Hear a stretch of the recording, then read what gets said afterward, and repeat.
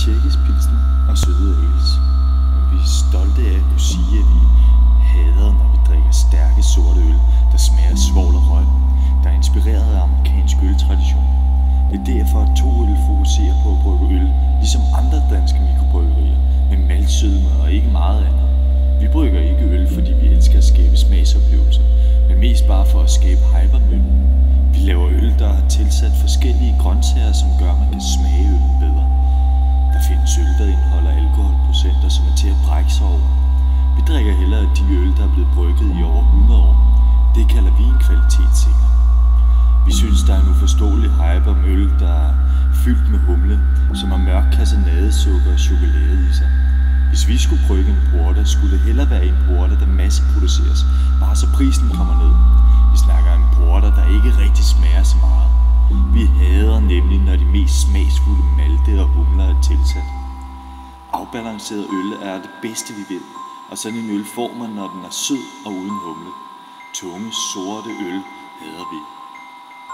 Eller var det lige omvendt? Vi hader øl, når den er sød og uden humle. Tunge, sorte, humlede, afbalanceret øl er det bedste, vi ved. Og sådan en øl får man nemlig, når de mest smagsfulde malte og humler er tilsat. Vi hader en porter, der ikke smager så meget. Vi snakker om en porter, der masseproduceres, bare så prisen kommer ned. Hvis vi skulle brygge en porter, skulle det hellere være en, som har mørk kassenadesukker og chokolade i sig, der er fyldt med humle. Vi synes, der er en uforståelig hype om øl, der er blevet brygget i over 100 år. Det kalder vi en kvalitetssikring, som er til at brække sig over.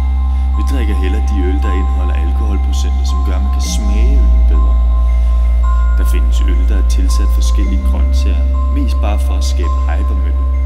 Vi laver øl, fordi vi elsker at skabe smagsoplevelser, men vi brygger ikke øl ligesom andre danske mikrobryggerier, med maltsødme og ikke meget andet. To Øl fokuserer på at brygge øl, der er inspireret af amerikansk øltradition. Det er derfor, vi drikker stærke sorte øl, der smager af svovl og røg, og vi er stolte af at kunne sige, at vi hader, når vi drikker tjekkisk pilsner.